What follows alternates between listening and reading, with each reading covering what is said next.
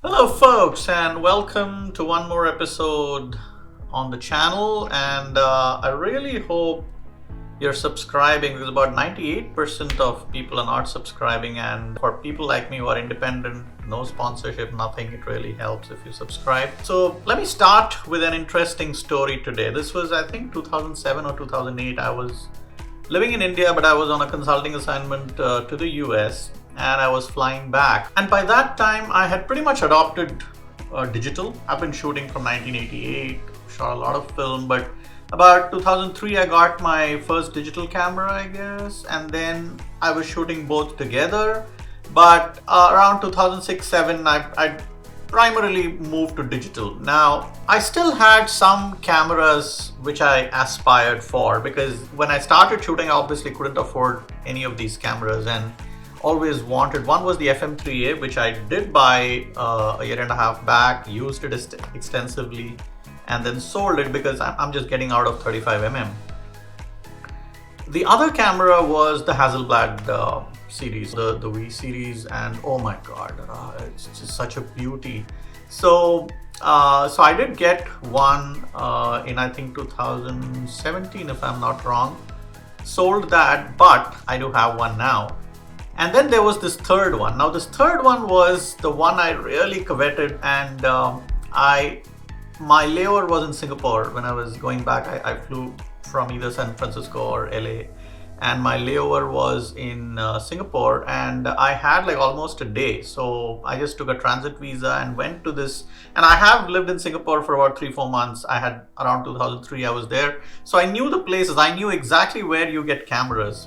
So I directly took a train from the airport, went to that hub, and oh my god, it's such a place. It's such a beautiful place. You can just get lost. So I kept looking, and I got the exact camera that I wanted.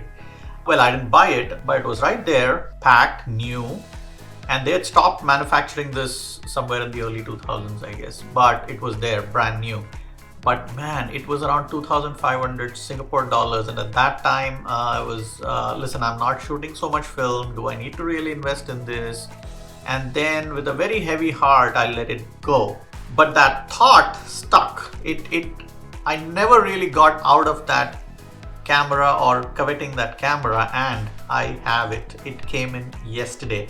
Of course, I paid a hell a lot more than what I would have paid in terms of 2,500 Sing dollars then. Well, if you take inflation into account, maybe not, but then of course this is not new, this is used. So, ladies and gentlemen, in the left corner, we have the Hasselblad V series, and on the right corner, we have the contender, the one that I coveted and I could never have till yesterday, the Mamiya 6. This was one camera I've always wanted to have. I traded this for my large format. So, well, I might get back into large format at some point, but as of now, I gave away my Swarovski and Rodenstock lens to get this, and I really want to shoot this. So here are two beauties, two medium format cameras I always wanted, and let us get into the video and talk about these two beauties. Alright, so the Swedish industrial design boxy, right? And a shutter sound that can easily wake up your neighbors. So not very discreet, but this, in an ideal situation, you'd probably use in the studio, and I have, and it's amazing. Put it on a tripod, take your time focusing, because the focus throw is quite a bit. So it's going to take a while before you nail focus. And then doesn't come with a meter, so you have to either have an external meter or you get a viewfinder with a meter which you might want to use. You have to be way more methodical, and you need to be very sure of what you're doing with this guy, otherwise you can just screw up the shot. Now this guy is way more discreet. Rangefinder, classic rangefinder design. So what you're seeing is through the optical viewfinder here, but obviously taking the picture through this lens. Now, rangefinder design, so relatively quicker to focus. So you'll see here the throw. Oh, let me pull this out. Okay, so the focus throw, that's it. That's all. There is in the focus throw. So quick to focus, you can see what's going on even outside the frame, so you can anticipate and shoot, and obviously lighter compared to this guy. So you don't necessarily need a tripod or anything, and you don't need to be worried about camera shake and all, even at slightly lower shutter speeds.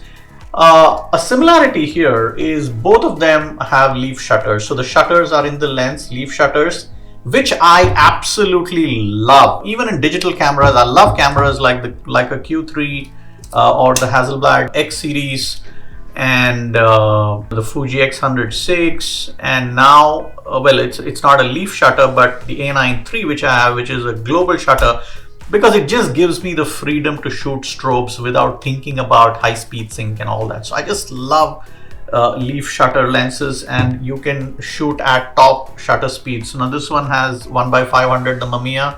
This one also has 1/500, and you can shoot up to that speed, no problem at all with strobes. So that's one similarity. And here's one more difference. This is supposed to be documentary, street, run and gun. So it's lighter. And why is it lighter? Because it's largely plasticky. Sturdy, but still a little plasticky. But this guy is all metal, full metal jacket, right? Everything is metal. I'm not very sure about the lens itself.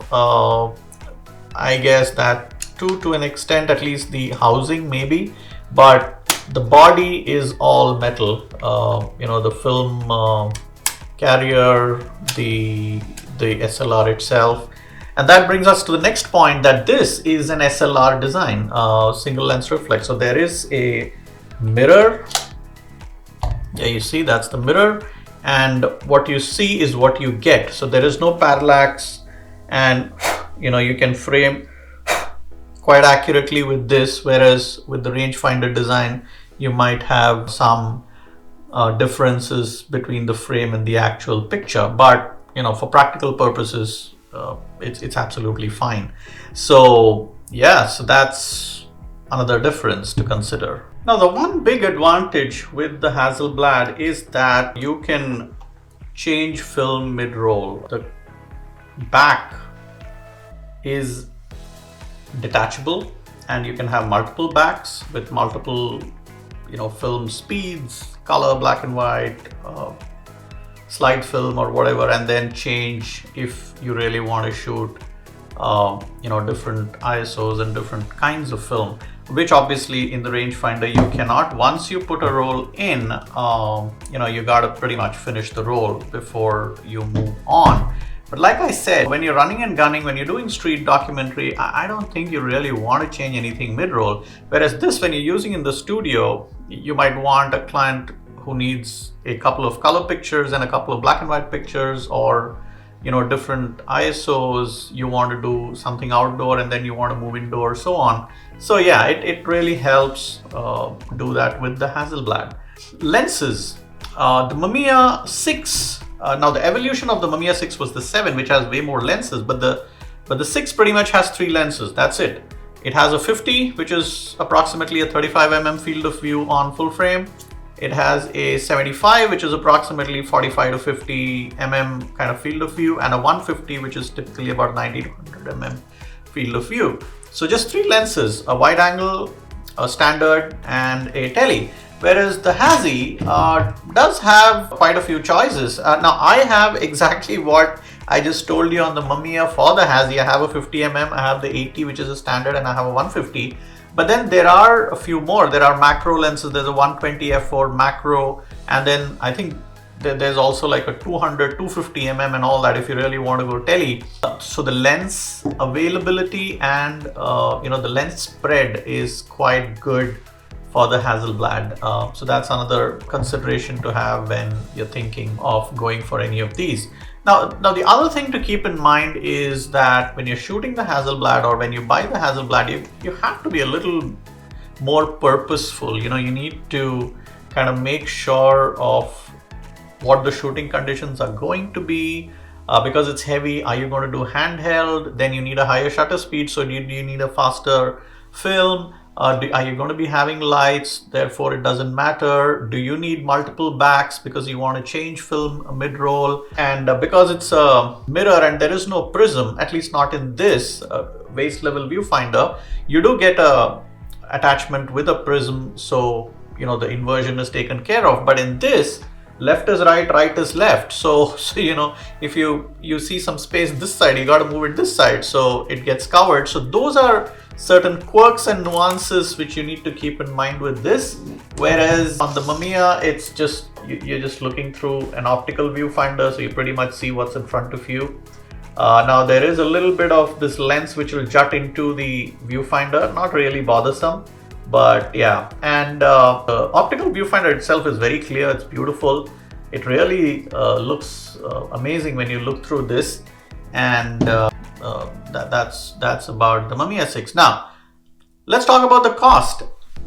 Now when you build, now Hasselblad, you can get a variety, like starting from the 500, right? That probably was the first one, I'm not too sure. And then the 500 CA, CM and so on. And this is the 501 CM, which I think was the last of these boxes made. The prices vary, but the functionality is pretty much the same, not too much of difference.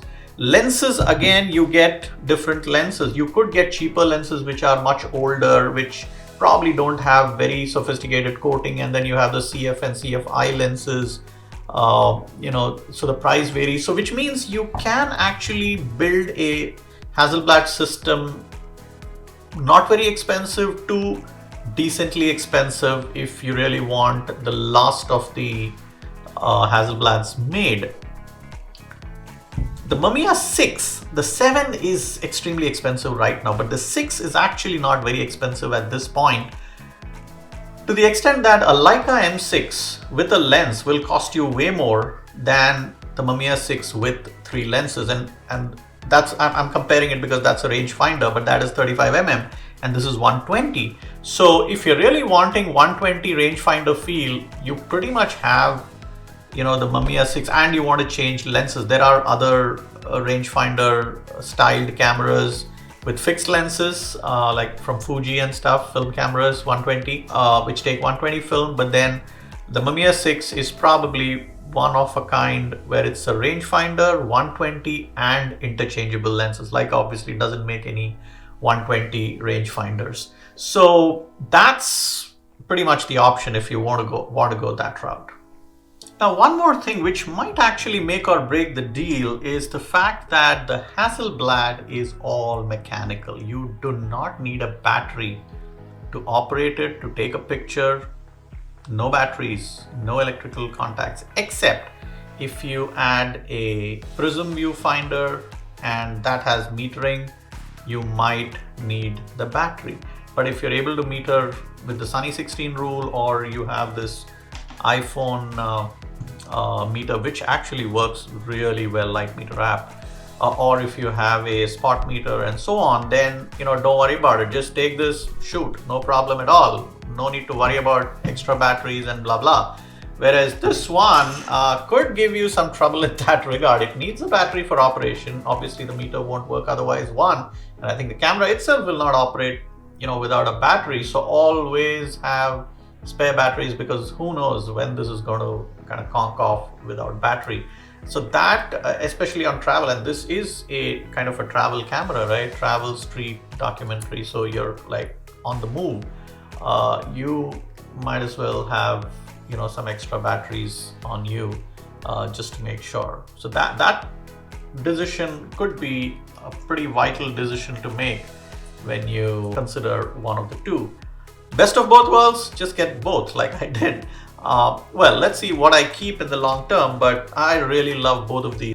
So really looking forward to it, and follow my Instagram for pictures and results out of these. I might make another video talking about my experiences with both of these, side by side.